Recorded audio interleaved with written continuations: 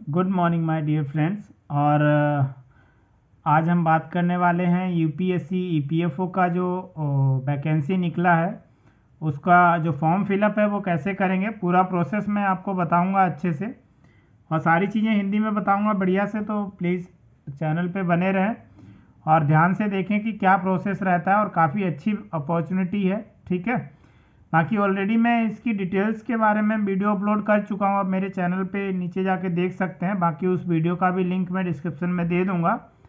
ठीक है, तो आज हम बात करने वाले हैं कि यूपीएससी पीएफओ का जो फॉर्म है वो फिल करने का क्या प्रोसेस रहता है और क्या क्या रिक्वायरमेंट रहती है। ठीक है, और कैसे हम उस तक पहुँचेंगे, क्या वेबसाइट रहती है। ठीक है, और प्लीज़ चैनल पे अगर नए हो तो चैनल को सब्सक्राइब जरूर करें और लाइक करना बिल्कुल ना भूलें। तो इसी के साथ अब हम कंटिन्यू करते हैं। सबसे पहले हमने क्या किया, यहाँ पे सरकारी रिजल्ट लिख लिया। उसके बाद जो पहला यूआरएल है उसी पे हमें क्लिक करना है। ठीक है, तो हमने इस पर क्लिक कर लिया। जैसे ही हमने क्लिक किया तो कुछ इस तरीके का पेज ओपन हो गया है। बाकी भी आपको बता दूं कि सरकारी जॉब्स वगैरह हैं वो आप इसी वेबसाइट पे आके देख सकते हो। सारी लेटेस्ट जो भी इंफॉर्मेशन रहती है वो इस पर अपडेट हो जाती है। तो जैसा कि आप यहाँ पे देख रहे हैं यूपीएससी ईपीएफओ 2023 अप्लाई ऑनलाइन, यहाँ पे जो फॉर्म आ रखा है देखो पहला ही टैब दिख रहा है आपको सामने।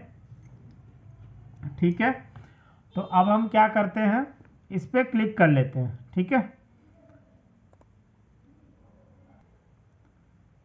तो जैसे मैंने क्लिक किया तो यहाँ पे कुछ इस तरीके का पेज ओपन हो गया है। मैंने ऑलरेडी सारी डिटेल्स लास्ट वीडियो में बना दी हैं। जैसा कि आप यहाँ पे देख रहे हैं जो टोटल पोस्ट है वो 577 है। ऑलरेडी मैं सारी डिटेल्स बता चुका हूँ लास्ट वाले वीडियो में। आज हम ये देखने वाले हैं कि फॉर्म फिलअप करने का प्रोसेस क्या रहता है। ठीक है, तो अभी हम नीचे आ जाते हैं स्क्रॉल करके। बाकी बता दूं इसकी जो लास्ट डेट है वो 17 मार्च है और इसके लिए जो एज दी गई है वो 30 से 35 दी गई है। ठीक है, एज लिमिट जो है वो 35 मैक्सिमम है और मिनिमम कुछ नहीं है इसमें, ऐसा कुछ मेंशन नहीं है। बाकी जो इसकी फ़ीस रहने वाली है बहुत कम, 25 रुपये रहने वाली है ओनली। और इसकी जो लास्ट डेट है वो 17 मार्च है। ठीक है, जो टोटल पोस्ट है वो 577 है। क्वालिफिकेशन इसमें इन्होंने ग्रेजुएशन मांगी है जैसा कि यहाँ पे लिखा हुआ है। ठीक है, इसके अलावा कुछ नहीं, ग्रेजुएशन चाहिए इनको। अब आते हैं बिल्कुल डाउन में, तो देखो यहाँ पे लिखा हुआ है अप्लाई ऑनलाइन ओटीआर। पहले तो आप ये निश्चित कर लें कि आपने ओटीआर पे रजिस्ट्रेशन कर रखा है या नहीं कर रखा है। ठीक है, तो वो आपको ओटीआर पे रजिस्ट्रेशन करके रखना है। मैंने ऑलरेडी करके रखा हुआ है। अगर आपको किसी को कोई प्रॉब्लम आती है ओटीआर से रिलेटेड तो आप मुझे कमेंट कीजिए, तो मैं क्या करूँगा कि फिर ओटीआर पे भी एक कंप्लीट वीडियो बना दूंगा। वैसे मैंने बना रखा है, आप उसको देख सकते हैं, अदरवाइज मैं फिर से भी आपको सारी चीज़ें बता दूंगा। तो अभी हम इस पर क्लिक करते हैं, क्लिक हियर पे। अभी हमने क्या किया देखो, जैसे ही हमने अप्लाई पे क्लिक किया तो इस तरीके का पेज ओपन हो गया। आप लोगों को पता होना चाहिए कि यूपीएससी की अब जो भी कोई भी वैकेंसी निकलेगी तो हमें ओटीआर के थ्रू ही अप्लाई करना है। ठीक है, तो सबसे पहले आपका ओटीआर रजिस्ट्रेशन होना चाहिए कंप्लीट। अगर नहीं है तो कर लीजिए, सिंपल यहाँ पे न्यू रजिस्ट्रेशन पे क्लिक करना है। बाकी मैंने वीडियो ऑलरेडी बना रखा है, उसका लिंक मैं डिस्क्रिप्शन में दे दूंगा।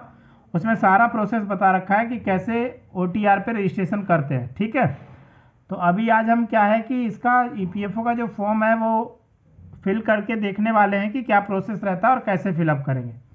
तो मैंने यहाँ पे अपनी ओटीआर आईडी, पासवर्ड सारा कुछ एंटर कर दिया है। अभी यहाँ पे कैप्चा एंटर करके और हम लॉगिन करते हैं। ठीक है, मैंने कैप्चा भी यहाँ पे एंटर कर दिया। अभी हम लॉगिन कर लेते हैं। तो जैसा कि अभी आप सब लोग देख रहे हैं यहाँ पे हम लॉगिन हो चुके हैं सक्सेसफुली, क्योंकि देखो यहाँ पे लॉग आउट का ऑप्शन आ रहा है। लॉगिन होते हैं तभी लॉग आउट का ऑप्शन आता है। अब हम इस टाइम अभी जो हम हैं वो डैशबोर्ड पे हैं, मेन जो होम पेज रहता है इसका उस पे है। ठीक है, अभी हम क्या करते हैं, हमें लेटेस्ट नोटिफिकेशन पे जाना है। ठीक है, तो हम इस पर क्लिक करते हैं।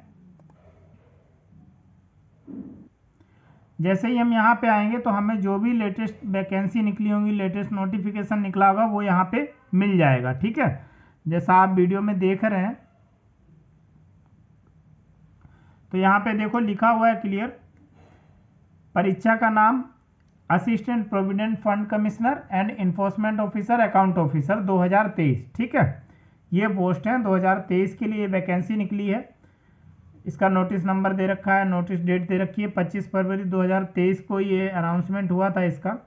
और इसकी जो लास्ट डेट है वो 17 मार्च रहने वाली है 6 बजे तक। ठीक है, कुछ लोग होते हैं जो लास्ट डेट के लिए भी वेट करते रहते हैं 12 बजे तक का, तो उनको बता दूं कि 17 मार्च इसकी लास्ट डेट है और वो भी 6 बजे तक। ठीक है, अभी क्या करना है हमको, सबसे पहले पार्ट 1 पंजीकरण भाग है ना 1, तो हमें पार्ट 1 जो है वो कंप्लीट करना पड़ेगा, उसके बाद ही पार्ट 2 पे हम जा सकते हैं, वो तभी एक्टिव होगा।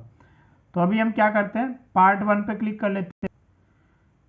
तो अब हम क्या करते हैं, इस पे क्लिक कर लेते हैं। ठीक है, पार्ट 1 के लिए, क्योंकि हमें कोई रजिस्ट्रेशन में एडिट नहीं करना है, OTR में नहीं एडिट करना है, हमें क्या करना है, पार्ट 1 कंप्लीट करना है। तो हम इस पे क्लिक करेंगे पार्ट 1 पे। ठीक है, आप प्लीज़ सारी चीज़ें बड़े ध्यान से देखें, कोई भी चीज़ मिस ना हो, और ये फॉर्म भी मिस मत करना अगर आप उस चीज़ के लिए एलिजिबल हो, क्योंकि काफ़ी इंपॉर्टेंट नोटिस आया हुआ है और अच्छी वैकेंसी है, तो आप फुलफिल कर सकते हैं, क्योंकि इसकी कोई ऐसा नहीं है कि एज की जो क्राइटेरिया दे रखा है बहुत कम है, या फिर जो क्वालिफिकेशन मांगी है वो डिमांडेड है, ऐसा कुछ नहीं है। ठीक है, सिंपल ग्रेजुएशन, और जो एज रहने वाली है वो 30 to 35 है। ठीक है, तो अब हम इस पर क्लिक करते हैं।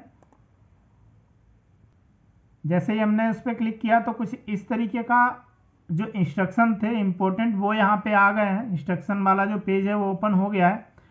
तो यहाँ पे आप सारे इंस्ट्रक्शन पढ़ लीजिए ध्यान से कि क्या क्या चीज़ें इसमें रहने वाली हैं और कैसे कैसे एग्ज़ाम होगा, क्या प्रोसेस रहता है इसका, फ़ोटो का साइज़ क्या रहेगा, क्या कहते हैं आधार कार्ड, क्या क्या इसमें अपलोड करना पड़ेगा आपको, सारी डिटेल्स इसमें दे रखी है। ठीक है, तो अब हम क्या है, यस पे क्लिक करते हैं यहाँ पे। ठीक है, आप अच्छी तरीके से इंस्ट्रक्शन पढ़ लीजिए, उसके बाद यस या नो पे क्लिक करना है।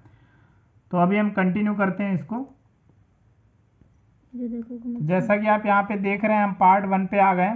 ठीक है, और पार्ट 1 रजिस्ट्रेशन जो भाग 1 का पंजीकरण है उसी पेज पे है अभी हम। देखो यहाँ पे लिखा हुआ है पार्ट 1 रजिस्ट्रेशन। ठीक है, तो यहाँ पे जो हमारी डिटेल्स थी वो ऑलरेडी फिलअप है। क्यों? क्योंकि हमने OTR रजिस्ट्रेशन कर रखा है, 1 टाइम रजिस्ट्रेशन, तो उसके थ्रू यहाँ पे मैक्सिमम डिटेल्स यहाँ पे फिलअप हैं। ठीक है, तो अभी क्या है, यहाँ पे हम कुछ चीज़ें जो है वो हमें सिलेक्ट करनी है, वो हम कर लेते हैं। ठीक है, अभी क्या है, यहाँ पे देखो पोस्ट का नाम दे रखा है एग्जामिनेशन एप्लीकेशन डिटेल। ठीक है, इसमें साफ लिखा हुआ है अदर देन OTR प्रोफाइल, तो आप ये ध्यान रखें ये चीज़ आपको फिलअप करनी है क्योंकि OTR में नहीं है। तो अभी हम क्या करते हैं, यहाँ पे पोस्ट पूछा गया है तो हम यहाँ पे पोस्ट सिलेक्ट कर लेते हैं। अगर आपको दोनों पोस्ट के लिए फिलअप करना है तो यहाँ पे करेंगे, नीचे वाले पे, अदरवाइज एक पे ही करेंगे। ठीक है, तो दोनों के लिए करना है तो assistant provident fund commissioner and enforcement account officer both लिखा हुआ है, तो दोनों पे हम क्लिक कर देते हैं। ठीक है,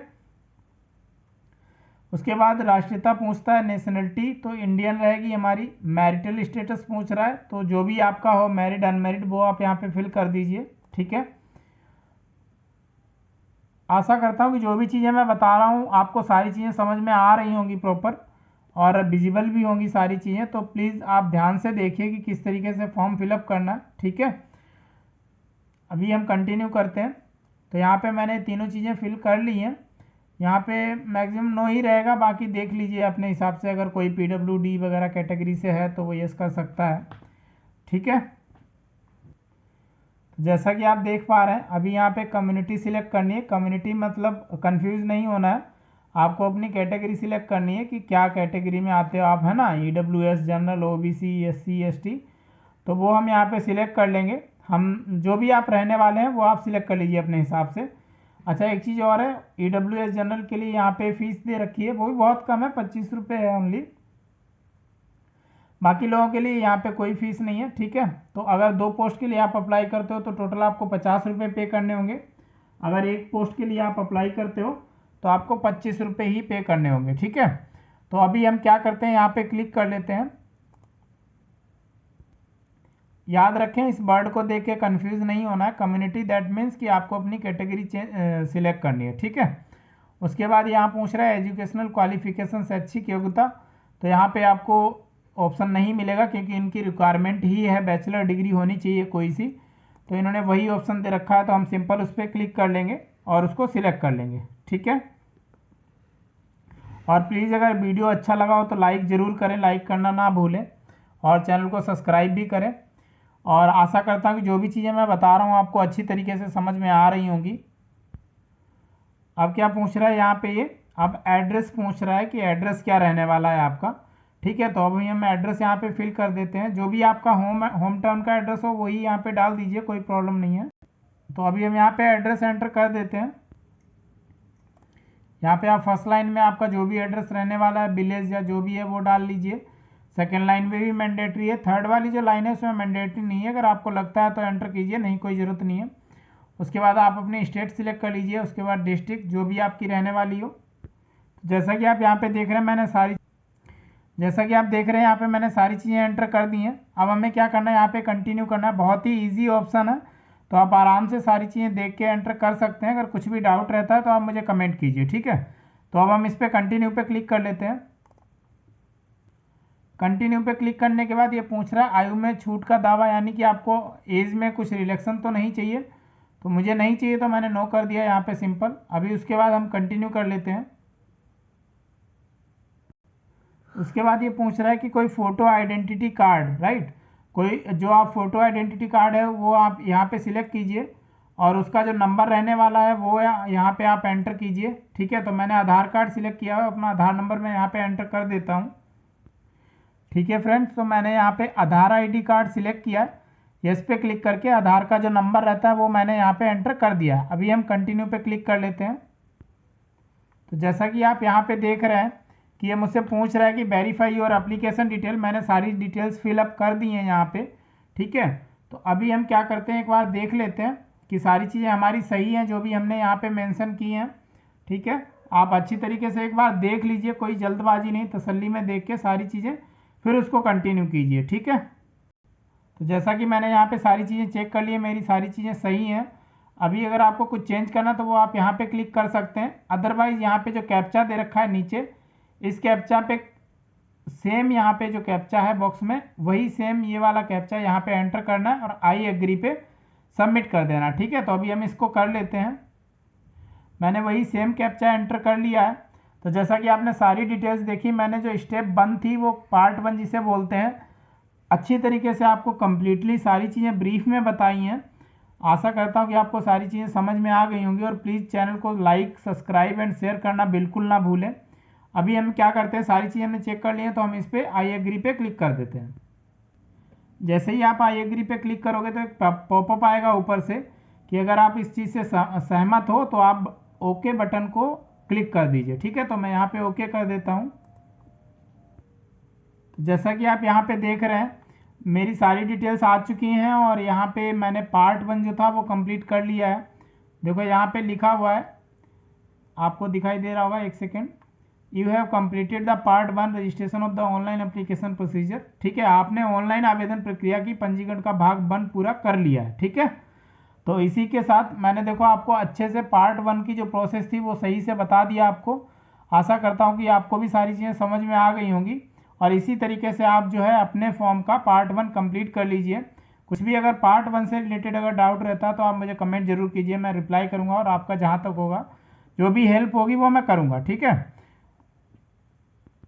इसी के साथ अगर आपको पार्ट 1 का जो प्रिंट लेना है स्लिप का, तो यहाँ पे क्लिक करके आप सिंपल इसका प्रिंट ले सकते हैं। ठीक है, यहाँ पे क्या करना है, सेव एज पीडीएफ करके इसको सेव कर लेना है और जिस भी फोल्डर में जहाँ भी आपको सेव करना है वो आप सेव कर सकते हो। ठीक है, तो इसी तरीके से हमने इसका सेव कर लिया और आपने देख लिया कि कैसे हमने पार्ट 1 को कंप्लीट कर लिया। ठीक है, अभी हम नेक्स्ट जो वीडियो बनाएंगे उसमें पार्ट 2 कंप्लीट कर लेंगे और उसमें पेमेंट वगैरह, फ़ोटो वगैरह जैसी जो भी अपलोड होती हैं वो सारा प्रोसेस मैं आपको अच्छी तरीके से कंप्लीट कराऊंगा। तो आज के लिए वीडियो को हम यहीं पे एंड करते हैं। पार्ट 1 हमारा कंप्लीट हुआ इसी के साथ और पार्ट 2 के लिए हम नेक्स्ट वीडियो में बताएंगे कि क्या प्रोसेस रहता है और किस तरीके से हम पार्ट 2 को कंप्लीट करेंगे। ठीक है, तो इसी के साथ आज के लिए इतना ही। बाय बाय, जय हिंद, जय भारत।